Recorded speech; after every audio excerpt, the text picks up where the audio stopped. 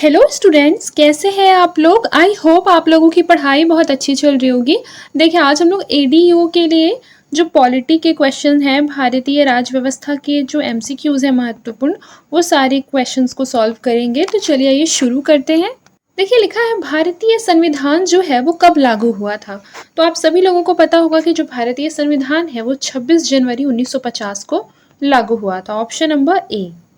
इस सॉल्यूशन को एक बार पढ़ लेते हैं। लिखा है कि संविधान सभा के तृतीय वाचन की समाप्ति जो है वो 26 नवंबर 1949 को हुई थी और इसी तिथि को सभा के सभापति के हस्ताक्षर के साथ ही संविधान को क्या कर लिया गया था, अंगीकृत और अधिनियमित आत्मार्पित किया गया था।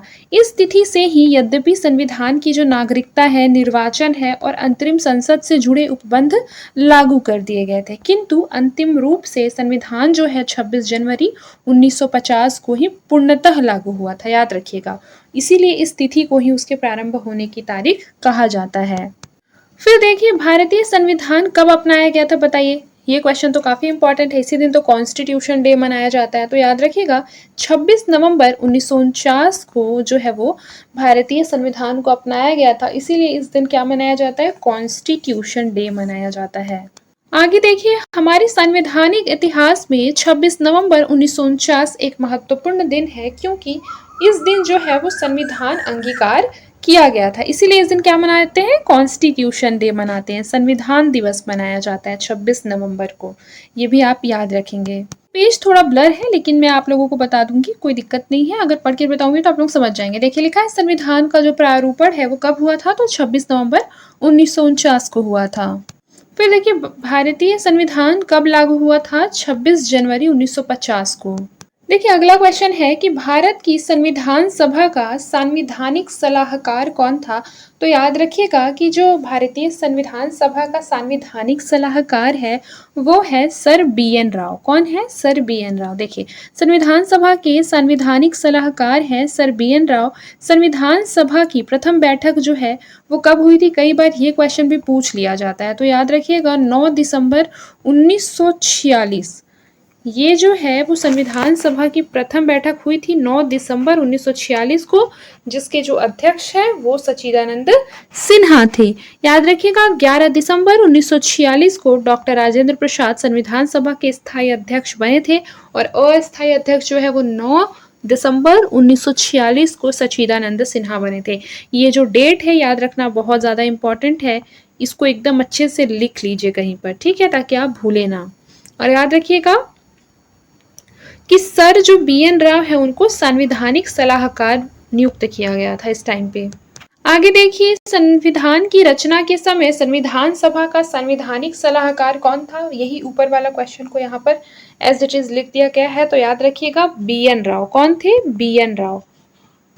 आगे देखिए, संघीय प्रकार के शासन का एक गंभीर दोष क्या है। तो याद रखिए, संघीय प्रकार के शासन का गंभीर दोष है कि इसमें पृथकता का खतरा होता है। ऑप्शन नंबर ए, पृथकता का खतरा। देखिए, मैंने आप लोगों को बहुत अच्छे से पढ़ाया है संघीय शासन। मैंने संघीय शासन की एक अलग से क्लास भी ली है। अगर आप लोगों ने CGPCS जो है वो पॉलिटी की क्लास की है, प्लेलिस्ट में होगा, जाकर एक बार देख लीजिएगा, चेक कर लीजिएगा। पेपर 3 जो है मेंस का वो मैंने पूरा पढ़ाया है और उसी प्लेलिस्ट में ये होगा, ठीक है। तो अगर आप बेसिकली जो पॉलिटी का थ्योरी क्लास है वो कर लेते हैं प्लेलिस्ट से, तो आपके लिए ये सारे MCQs जो होंगे वो बाएं हाथ का खेल हो जाएंगे, ठीक है। तो इसीलिए वो काफ़ी ज़्यादा इंपॉर्टेंट हो जाता है। अब देखिए कि मैं आप लोगों को समझाऊंगी कि संघीय प्रकार का शासन जो है वो क्या है। तो कहीं ना कहीं क्या होगा, बाकी के MCQs हम नहीं कर पाएंगे, बहुत लेट होगा। लेकिन अगर आप पहले से ही अपने बेसिक्स को कवर करके आएंगे फिर MCQ सॉल्व करेंगे तो वो आपके लिए थोड़ा इजी हो जाएगा। देखिए, तो संघीय प्रकार का जो शासन है वो क्या होता है। तो याद रखिएगा, संघीय शासन को बोलते हैं फेडरल गवर्नमेंट। ये बेसिकली एक ऐसी शासन प्रणाली होती है जिसमें सत्ता जो होती है वो 2 स्तरों में विभाजित होती है। कौन से स्तरों में, 2 स्तरों में, जिसमें पहला जो होता है वो केंद्रीय होता है, यानी केंद्रीय सरकार, और दूसरा होता है राज्य सरकार। 2 तरह की इसमें सरकारें होती हैं और दोनों के पास क्या होते हैं, अपने अपने अधिकार होते हैं और अपने अपने कार्य क्षेत्र होते हैं, जो कि किसके द्वारा निर्धारित होते हैं, संविधान के द्वारा निर्धारित होते हैं। आगे देखिए क्या लिखा है, सरकार। सरकार की निम्न प्रणालियों में से किनमें द्विशासन पद्धति की विशेषता जो है वो अनिवार्य लक्षण है? तो याद रखिएगा संघीय प्रणाली। संघीय प्रणाली में जो है वो द्विसदन पद्धति अपनाई जाती है। एक बात याद रखिएगा कि संघीय प्रणाली में केंद्रीय विधायिका कितने सदन वाली होती है? 2 सदन वाली। और यहाँ निम्न सदन में जनता का प्रतिनिधित्व होता है, जबकि उच्च सदन में क्या होता है? प्रांतों का प्रतिनिधित्व होता है। एक और बात याद रखना है कि जो लोकसभा होती है वो क्या होती है? निम्न सदन होती है, और राज्यसभा जो होती है वो क्या होती है? राज्यसभा क्या होती है? उच्च सदन होती है। और याद रखिएगा कि संघीय शासन प्रणाली में द्विसदनीय पद्धति क्या होता है? अनिवार्य लक्षण होता है। आगे देखिए अगला क्वेश्चन क्या है कि लोकतांत्रिक केंद्रीकरण किसकी महत्वपूर्ण विशेषता है? तो याद रखिएगा कि लोकतांत्रिक केंद्रीकरण जो है वो समाजवादी राज्य की महत्वपूर्ण विशेषता है। देखिए कई बार आएगा अगर ये वाला क्वेश्चन ना, तो बहुत से लोग क्या होते हैं, जब भी हमको आंसर पता चलता है, जैसे मैंने बता दिया समाजवादी राज्य, ठीक है, तो आप लोग ये समझ लेंगे कि यार ये तो इजी क्वेश्चन है। लेकिन कई बार जब ऑप्शंस हमारे सामने 4 दिए होते हैं और कोई भी ऐसे 1 लाइनर क्वेश्चन आता है तो हमारे लिए बहुत टफ हो जाता है उस टाइम पे जब हम एग्जाम हॉल में होते हैं, ठीक है। तो अब हो सकता है कि लोकतांत्रिक राज्य लगा दे कि मिलता जुलता है लोकतांत्रिक केंद्रीकरण से। तो याद रखिएगा किसी भी क्वेश्चन को ये नहीं समझना है कि नहीं ये तो बहुत इजी सा क्वेश्चन है, ऐसा क्वेश्चन थोड़ी आता है। क्योंकि देखिए एग्जाम में कई बार ऐसा भी हुआ है कि बच्चे जो होते हैं वो ये सोचकर जाते हैं कि काफ़ी टफ क्वेश्चन पूछे जाएंगे और इजी को छोड़ देते हैं, और एग्जाम में इजी क्वेश्चन भी आता है लेकिन उनसे बनता नहीं है। तो ये सब गलती नहीं करना है, ठीक है। ओवर कॉन्फिडेंट नहीं होना है किसी भी चीज़ में। देखिए यहाँ पर क्या लिखा है सॉल्यूशन में कि समाजवादी राज्य में वास्तविक लोकतंत्र की स्थापना के नाम पर एक पार्टी का शासन पर वर्चस्व होता है, और जो सारी सत्ता होती है वो सर्वहारा के अधिनायकत्व के नाम पर क्या हो जाते हैं? सत्ताधारी पार्टी में केंद्रीय संगठन में केंद्रित रहती है। उदाहरण के लिए पूर्व सोवियत संघ हो गया, चीन हो गया, उत्तर कोरिया, क्यूबा इत्यादि क्या है? इत्यादि में जो है वो सारी सत्ता सर्वहारा, यानी कि सर्वहारा मतलब क्या होता है बताइए? तो बताइए क्या होता है? देखिए सर्वहारा मतलब होता है वह वर्ग जो कि केवल अपने श्रम को बेचकर क्या करता है? जीविकोपार्जन करता है, और जिसके पास क्या नहीं होता है? स्वयं की अपनी कोई पूंजी और संपत्ति नहीं होती है, याद रखिएगा। और बेसिकली बोला जाए तो यह शब्द जो है वो मार्क्सवादी विचारधारा से संबंधित है। आप लोगों ने सुना भी होगा सर्वहारा वर्ग, ठीक है। तो बेसिकली कार्ल मार्क्स ने क्या किया? पूंजीवादी समाज को 2 भागों में बांटा, आप लोगों को पता होगा। एक है पूंजीपति और दूसरे है सर्वहारा। पूंजीपति का मतलब आप लोगों को पता है, जिसके पास क्या है? साधन है, और जिनके पास काफ़ी ज़्यादा मात्रा में धन ढाने से जो लोग संपन्न हैं वो लोग पूंजीपति हो गए। और सर्वहारा वर्ग यानी वे लोग जो मजदूरी करके जीवन व्यतीत करते हैं, उसको बोलते हैं क्या? सर्वहारा। तो देखिए यहाँ लिखा है साफ साफ कि जो समाजवादी राज्य है ना, वहाँ वास्तविक लोकतंत्र की स्थापना के नाम पर क्या होता है? एक पार्टी का शासन होता है। जैसे कि पूर्व सोवियत संघ में भी यही है, चाइना में भी एक पार्टी का शासन है, फिर उत्तर कोरिया में है, क्यूबा में है, यहाँ पर क्या है? एक ही पार्टी का शासन है। आगे देखिए निम्न में से कौन सा संशोधन अधिनियम मिनी संविधान जो है वो माना जाता है? तो याद रखिए 42वां संविधान संशोधन अधिनियम 1976 जो है वो क्या माना जाता है? मिनी संविधान माना जाता है। ये क्वेश्चन भी कई बार PYQ में आया है, एक बार आप लोग चेक कर लेंगे। आगे देखिए भारत में एकल नागरिकता की जो अवधारणा है वो अपनाई गई है कहाँ से? इंग्लैंड से। देखिए भारत में एकल नागरिकता की अवधारणा कहाँ से अपनाई गई है? इंग्लैंड से। और याद रखेंगे कि अमेरिका में क्या है? दोहरी नागरिकता है। अमेरिका में क्या है? दोहरी नागरिकता है। आगे देखिए दोहरी नागरिकता निम्न में से किसकी विशेषता है? तो याद रखिए संघीय सरकार। संघीय सरकार में दोहरी नागरिकता यानी संघ एवं राज्य हो सकती है। अमेरिका में संघीय सरकार में दोहरी नागरिकता की व्यवस्था है, यानी कि वहाँ संघ का जो है वो अलग नागरिकता होती है, और बाकी जहाँ वहां पर क्या है? 50 राज्य है, और 50 राज्यों में क्या होती है?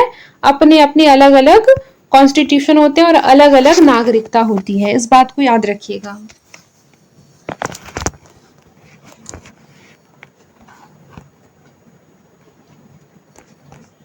आगे देखिए संविधान का कौन सा भाग नागरिकता के प्रावधानों से संबंधित है? तो याद रखिए संविधान का भाग दूसरा 5 से लेकर 11 नंबर आर्टिकल तक आप लोगों को पता है भारतीय संविधान का नागरिकता के प्रावधानों से संबंधित है।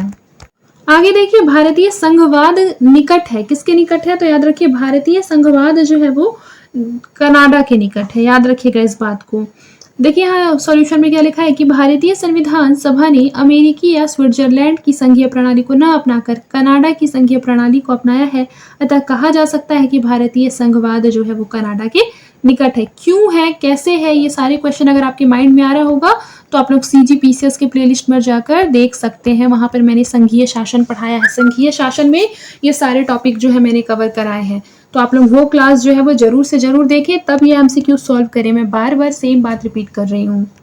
आगे देखिए अगला क्वेश्चन है कि भारतीय संविधान ने सुदृढ़ केंद्र के साथ संघीय प्रणाली कहाँ से ली है, तो याद रखिए कनाडा से। Option number B Canada. आगे देखिए विधि का शासन की संकल्पना कहाँ की संवैधानिक प्रणाली की एक विशिष्टता है, बताइए। तो विधि का शासन आप लोगों को पता है भारतीय संविधान में लिया गया है रूल ऑफ लॉ ब्रिटेन से। देखिए यहाँ पर क्या लिखा है, विधि की सर्वोच्चता इंग्लैंड की संस्थानों की प्रधान विशेषता है। विधि के शासन का सीधा अर्थ है कि यह इंग्लैंड में विधि का शासन है, न कि किसी व्यक्ति की निरंकुश इच्छा का। कोई भी व्यक्ति चाहे कितने भी उच्च पदों पर क्यों ना बैठा हो, विधि के नियंत्रण से वह मुक्त नहीं हो सकता। यानी विधि की दृष्टि में, कानून की दृष्टि में सभी नागरिक कैसे होते हैं, समान होते हैं। इस बात को याद रखिएगा। आगे देखिए भारत के संविधान का निर्माता किसे माना जाता है, BR अम्बेडकर को। फिर अगला क्वेश्चन देखिए, निम्नलिखित में से कौन भारतीय संविधान की प्रारूपण समिति के सदस्य नहीं थे, तो याद रखिएगा प्रारूपण समिति के सदस्य जो है वो राजेंद्र प्रसाद नहीं थे, क्योंकि यह भारतीय संविधान सभा के अध्यक्ष थे, ठीक है, राजेंद्र प्रसाद। और प्रारूपण समिति के मेंबर थे अंबेडकर जी थे, अलादी कृष्णा स्वामी और गोपालाचारी आयंगकर, याद रखिएगा, जिसमें कि प्रारूप समिति के अध्यक्ष जो थे वो BR अम्बेडकर थे। देखिए अगला क्वेश्चन, भारतीय संविधान के आधारभूत अभिलक्षण जो है वो कौन से हैं जिन्हें अनुच्छेद 368 के अंतर्गत संशोधित नहीं किया जा सकता, तो याद रखिए जो मूलभूत अभिलक्षण है वो है संप्रभुता, भूभागीय अखंडता, संघीय प्रणाली, न्यायिक समीक्षा, शासन की संसदीय प्रणाली। Option number D. देखिए एक बात याद रखिएगा कि जो भारतीय संविधान के अंतर्गत आधारभूत लक्षण है अनुच्छेद 368 के अधीन संशोधित ये सभी नहीं किए जा सकते हैं। बम्बई केस 1960, याद रखिएगा बम्बई केस 1960 में उच्चतम न्यायालय ने इन्हें संविधान के आधारभूत लक्षणों में शामिल किया है। फिर देखिए हमारे संविधान में न्यायिक समीक्षा की जो धारणा है वो किस देश के संविधान से ली गई है, तो इसका करेक्ट आंसर हो जाएगा जुडिशियल रिव्यू जो है वो USA के संविधान से लिया गया है।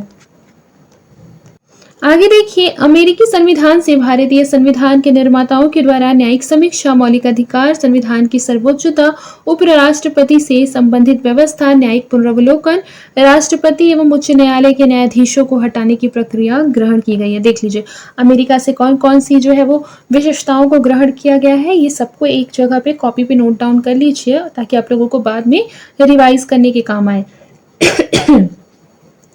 पहला क्या है, न्यायिक समीक्षा, मेरे साथ साथ बोलिए न्यायिक समीक्षा यानी जुडिशियल रिव्यू। फिर है फंडामेंटल राइट, मौलिक अधिकार। फिर है संविधान की सर्वोच्चता। फिर है उपराष्ट्रपति से संबंधित व्यवस्था। फिर है न्यायिक पुनरावलोकन, राष्ट्रपति व उच्चतम न्यायालय के न्यायाधीशों को हटाने की प्रक्रिया इत्यादि कहाँ से ली गई है, अमेरिका से। देखिए सबसे बड़ा संविधान किस देश का है, तो याद रखिएगा सबसे बड़ा संविधान जो है वो भारत का है। देखिए अगला क्वेश्चन कि किस राज्य के मामले में संसद संघीय सूची में दिए गए विषयों पर केवल राज्य से परामर्श करके ही विधि का जो है निर्माण कर सकती है। ऑप्शन नंबर सी जो है जम्मू कश्मीर इसका करेक्ट आंसर है, ठीक है। उस टाइम के हिसाब से सी था, परंतु आपको पता है कि 370 जो है वो वर्तमान में हट चुका है, तो ये भी क्या हो जाएगा, नहीं होगा, मतलब ये इनवैलिड क्वेश्चन है। फिर देखिए संघीय सूची में कितनी मदें हैं, तो 97। आगे देखिए क्या लिखा है, स्थानीय सरकारें आधार है। स्थानीय सरकारें आधार है लोकतंत्र का। Option number C. याद रखिएगा कि जो स्थानीय सरकार है उनका आधार क्या होता है, लोकतंत्र होता है, क्योंकि लोकतंत्र को जीवंत बनाने के लिए लोगों की सहभागिता क्या होती है, आवश्यक होती है। पंडित जवाहरलाल नेहरू ने एक टाइम पे क्या कहा था कि गांव के लोगों को अधिकार सौंपने चाहिए, उनको काम करने दो, चाहे वे हजारों गलतियां करें, इससे डरने की आवश्यकता नहीं है। फिर देखिए स्वतंत्र भारत में निम्नलिखित में से कौन सी प्रणाली लोकतंत्र के वास्तविक आधार के विपरीत की जाती है? तो याद रखिए जाति व्यवस्था।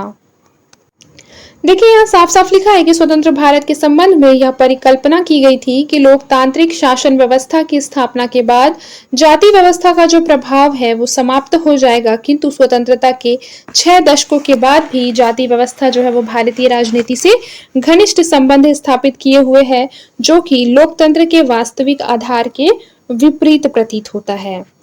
फिर आगे देखिए लोकतांत्रिक प्रणाली के लिए निम्न में से कौन से तत्व जो है वो आवश्यक हैं? तो याद रखिएगा स्वतंत्र एवं निष्पक्ष चुनाव, अवसर की समानता, अधिकारों का हनन।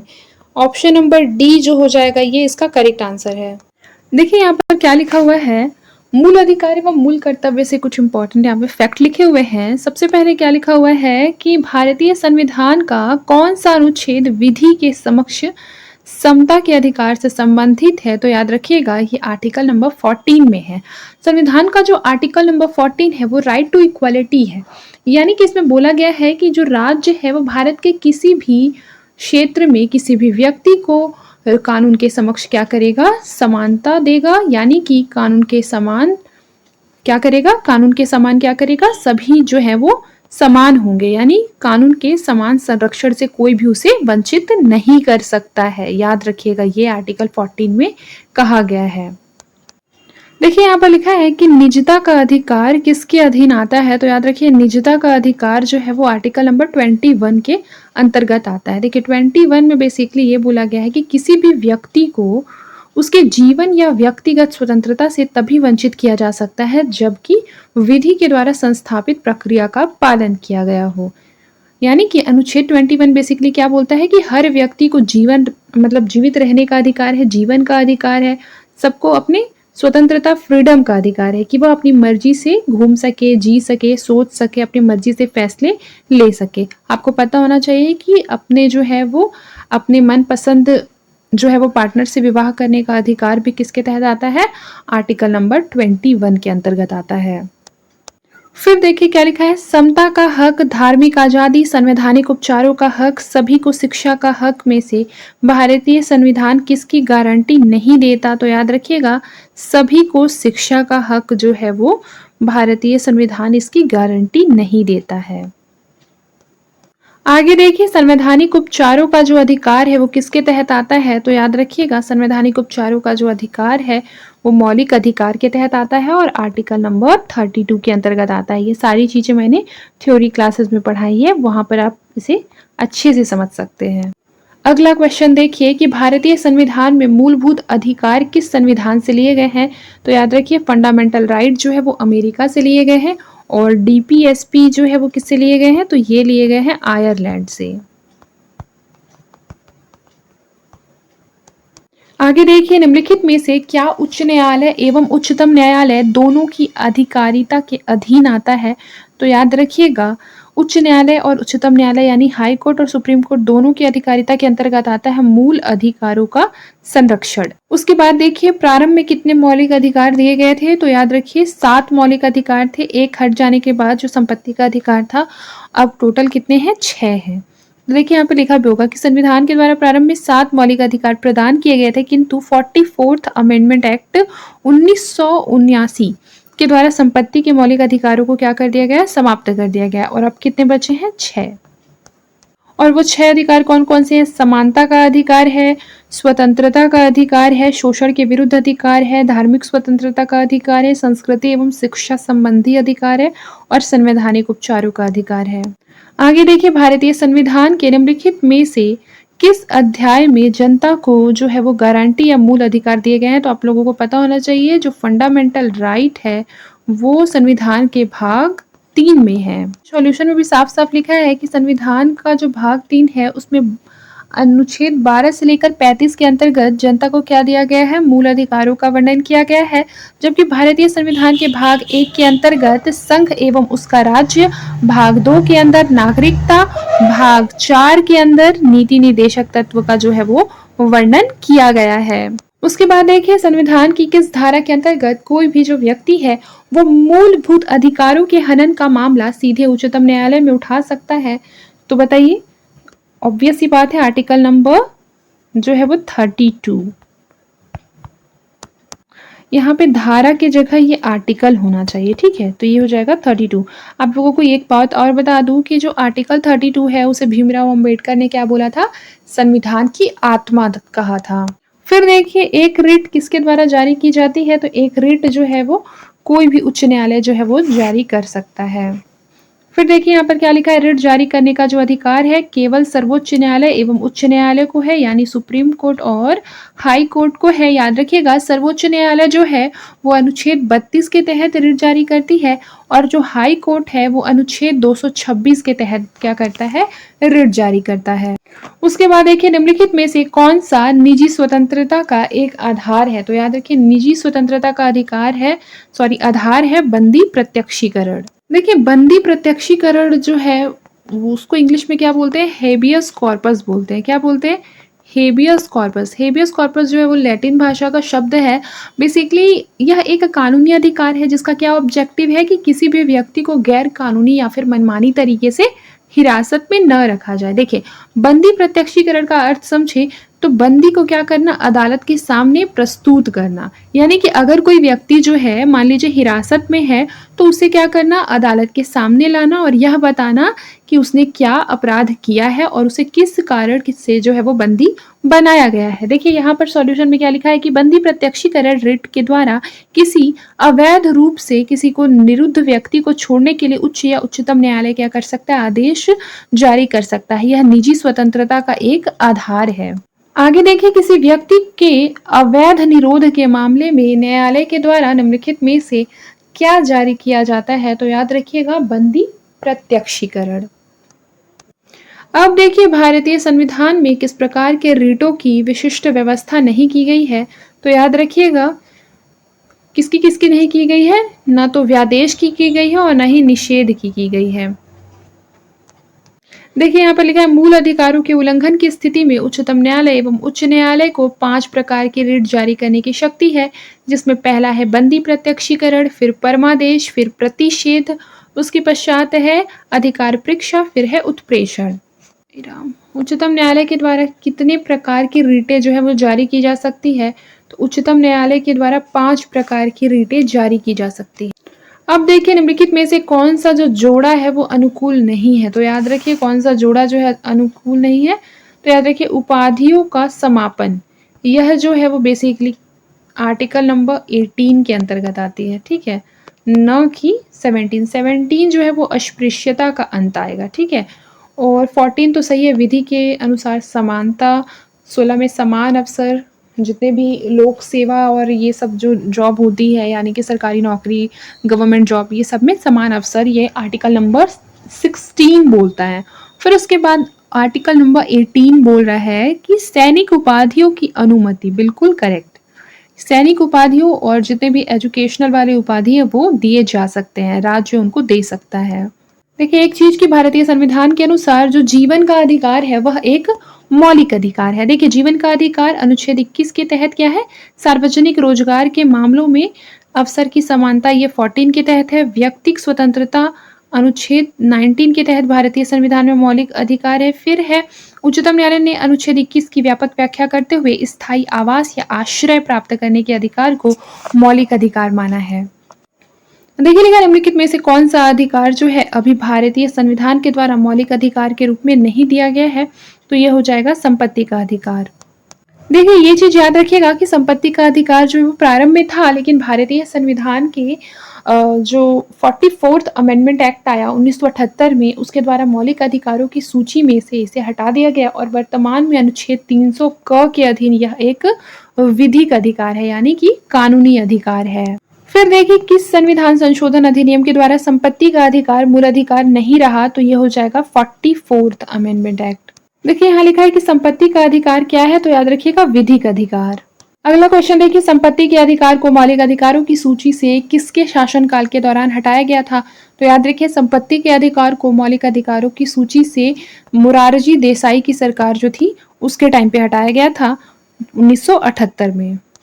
आगे देखिए क्या लिखा है कि मौलिक अधिकार वह मौलिक अधिकार कौन सा है जिसे डॉक्टर अंबेडकर के अनुसार संविधान का दिल कहा जा सकता है? तो ये था संवैधानिक उपचारों का अधिकार, आर्टिकल नंबर 32। फिर देखिए लिखा है भारतीय संविधान के किस अनुच्छेद को डॉक्टर बी आर अम्बेडकर ने भारतीय संविधान का हृदय आत्मा, ये मैंने पढ़ा दिया है, आर्टिकल नंबर 32। अगला क्वेश्चन देखिए, कोई राज्य उन अधिकारों के द्वारा जाना जाता है जिन्हें वह बनाए रखता है।